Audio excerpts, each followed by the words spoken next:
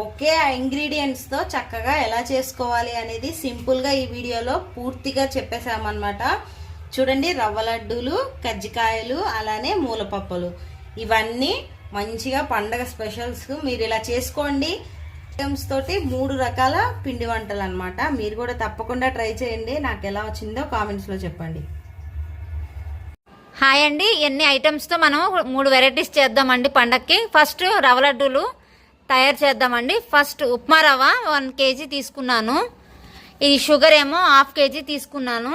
ఇది 100 grams షుగర్ని ఇలాచి వేసి మిక్సీలో పట్టేశానండి. 100 grams కిస్మిస్, 100 grams జీడిపప్పు, ఇవేమో 150 గ్రాముల కింద తీసుకున్నానండి. ఎండు కొబ్బరి, ఇవి మిక్సీ పడతాను. కొంచెం సగం తురిమేమండి, సగం మిక్సీ వేసి తయారు చేద్దామండి. అది నెయ్యండి, చక్క మంచి ఫ్రెష్గా ఇక్కడ దొరికితే తీసుకున్నాను. నెయ్యితోనే చేస్తున్నామండి, పాలతో చేయట్లేదు అండి. వేడెక్కిన తర్వాత నెయ్యి వేస్తున్నాను. వేసుకుందాం దోరగా. చక్కగా నెయ్యి బాగా మంచిగా కాగిందండి. ఇప్పుడు మనం జీడిపప్పు వేసుకొని చక్కగా దోరగా వేపుకుందాము. సిమ్లోనే వేయించుకుంటే మంచిగా ఉంటది, లేదంటే జీడిపప్పు మాడిపోతే అసలు బాగోవు. శుభ్రంగా నెయ్యితో మిక్స్ అయిపోయింది రవ్వ అంతా. ఇప్పుడు మనం పౌడర్ వేసుకుందాం. కొబ్బరి పొడి చేసి పెట్టుకున్నాం కదా, ఆ పొడిని వేసుకుందాం అన్నమాట. ముందే ఎందుకు వేయలేదంటే పొడి కదా, ఊరికే మాడిపోద్దండి.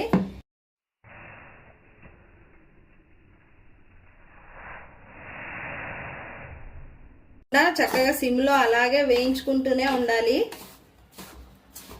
రవ్వ అంతా చక్కగా దోరగా కలర్ వచ్చింది. ఇందా కలర్కి ఇప్పటికి తేడా ఉంది, చూసారా? చూడండి, మనము ఒక పావంతి తీసాం కదా ఇంకో వంట కోసం. ఆ పావంతి ఇందులో వేసేసుకొని సేమ్ క్వాంటిటీ ఇందులో మైదా పిండి కలపాలి. చూడండి, సేమ్. చూడండి, వాటర్ ఇలా ఇలా జల్లుకుంటూ కొంచెం కొంచెమే. ఇది షుగర్ కరుగుద్ది, కరిగే కొద్దీ మళ్ళీ పిండి జారుగా అయిపోద్ది. అలా జారుగా అవ్వకుండా కాస్తంత ఒకసారి కలిపి కొంచెం 2 నిమిషాలు ఆగితే మళ్ళీ షుగర్ కరిగి ఎంతవరకు గట్టిగా వస్తుంది అనేది తెలుస్తుంది అనమాట. 2 నిమిషాలు కొంచెం చిలకరించుకుంటూ కలపాలి. ఇది కేక్ కోసం షుగర్ నేను ఇలా చేసి మిక్సీ పట్టాము. ఏంటి, మొత్తం కలిపిన తర్వాత కాస్తంత జిగురుగా స్టిక్కీగా ఇలా అవుతుంది కదా, ఇలా ఉంటే సరిపోద్ది. ఇప్పుడు దీనికి ఆయిల్ ఏదన్నా వేసి కొంచెం మంచిగా ఇలా ప్రిపేర్ చేసుకోవాలి, లేదంటే కాస్తంత పిండి జల్లేసి ఒక ముద్ద చేసేస్తే సరిపోద్ది. చూడండి, ఇలా పిండి జల్లాను. పిండి చల్లితే చక్కగా ఇది ఇలా లెగిసి వచ్చేస్తుంది అనమాట. చేతికి అంటుకోదు, చక్కగా ఒక ముద్దలాగా అయిపోద్ది. అంటే చక్కగా స్టిక్ అవ్వకుండా ఇలా లెగిసి వస్తుంది పిండి జల్లుకున్నాం కాబట్టి. ఇదిగోండి, ఇప్పుడు దీన్ని ఒక పెద్ద చపాతీ లాగా చేసుకొని దాన్ని కట్ చేద్దాం. సో చూడండి, ఫస్ట్ ఇలా జల్లేసుకొని మొత్తం పిండి చక్కగా, ఎందుకంటే ఇది సాగుతూ ఉంటుంది అన్నమాట, జాగ్రత్తగా కట్ చేసుకోవాలి. ఇలా కట్ చేసుకొని ఇలా వేసాను. కాస్త మందంగా చేసుకోవాలన్నమాట.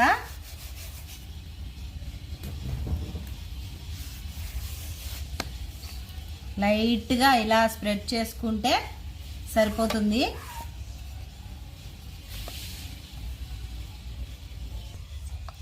సో చూడండి, చక్కగా ఎక్కడ కూడా ఓ చోట మందం ఓ చోట పలచగా లేకుండా మొత్తం నీట్గా చేసేసిన తర్వాత దీన్ని ఇప్పుడు కట్ చేసేద్దాం.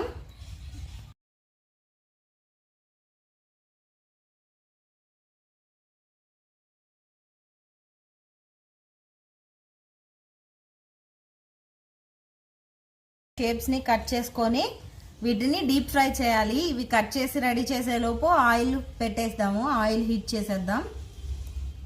నూనె బాగా వేడెక్కిందండి, కానీ సిమ్లోనే ఉంచి అవి వేపాలి, లేకపోతే వేగవమాట. అందుకని నేను సిమ్లోనే పెట్టి వేపుతున్నాను. చూసారా ఎట్లా ఉందో, బబుల్స్గా వస్తుందంటే నూనె బాగా కాగింది. అది కూడా నేను సిమ్లోనే కాసానండి, ఎక్కువ హై ఫ్లేమ్లో పెట్టలేదు నేను. మెల్లంగా వేసుకోవాలి, నూనె కదా, జాగ్రత్తగా వేసుకోవాలి. గోల్డ్ బ్రౌన్ కలర్ వచ్చినాయి చూసారా, ఇట్లాగే కాల్చుకోవాలి. ఈ కొంచెం మాడినాయి అంటే టేస్ట్ మారిపోతాయి. చూడండి ఎంత క్రిస్పీగా ఉన్నాయో, ఎంత కలర్ఫుల్గా కనిపిస్తున్నాయి చూడండి. మీరు కూడా ట్రై చేసి మా కామెంట్ ద్వారా చెప్పండి.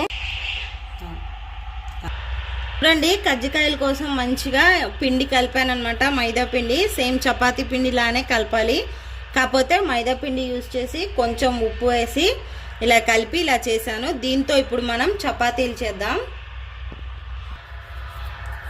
చపాతీ చేసేసి ఫస్ట్ దీన్ని అంటించడానికి ఇట్లా నేను తడి పిండి కలిపాను అనమాట, చూపిస్తాను చూడండి. చిన్న అన్నీ ఒకే సైజువి చేశాను. మౌల్డ్తో చేస్తే ఏమవుతుందంటే మళ్ళీ పిండి మిగులుతుంది, దాన్ని చేయాలి. అందు గురించి అలా కాకుండా ఇలా చేసేస్తున్నాను అనమాట, జస్ట్ హ్యాండ్ తోటి చూసి ఫాలో. సో ఇలా చపాతీ మంచిగా పల్చగా ఇలా చేసేసిన తర్వాత దీనికి వన్ సైడ్ అంతా ఇలా తడిపిండి అతికిస్తున్నాను అనమాట నేను, కొంచెం స్టిక్ అవ్వడానికి. ఈ అంచుల మీద చూడండి ఇలా హాఫ్ వరకే అతికిస్తున్నాను. ఇలా అతికించిన వెంటనే మన రవ్వ ఉంది కదండి, ఫస్ట్ మనం చేసి పెట్టిన రవ్వ దీనిలో వేసుకోవాలి. చూడండి మధ్యలో వేస్తున్నాను, 2 స్పూన్స్ వేసాను అనమాట. సైడ్స్కి రాకుండా చక్కగా ఇలా వేసుకోవాలి. వేసుకొని అప్పుడు దీన్ని స్లోగా ఇలా ఫోల్డ్ చేసి ఈ అంచులకి ఇలా అంటేలాగా మంచిగా ఇక్కడ ఉన్నాయి కదా, మనం ఇలా వేసాం కదా తడిపిండి, అదంతా ఇలా స్టిక్ అయ్యేలాగా అతికిచ్చేయాలి. సో లీక్ అవ్వకుండా ఉంటుంది అన్నమాట. చూడండి కజ్జికాయ ఎలా వచ్చిందో, చక్కగా వచ్చింది. ఇప్పుడు దీని మీద మనం డిజైన్ చేద్దాం. జస్ట్ ఇలా 4 స్పూన్ తీసుకొని ఇట్లా పెట్టేస్తున్నాను అనమాట నేను.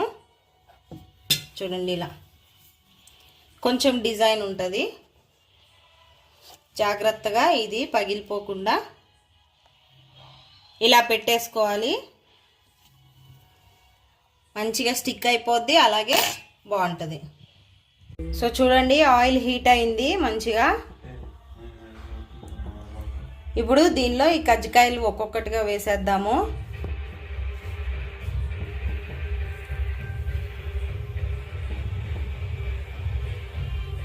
జాగ్రత్తగా వేసుకోవాలి, ఆ పొట్టలు పగిలిపోకుండా జాగ్రత్తగా వేసుకోవాలన్నమాట.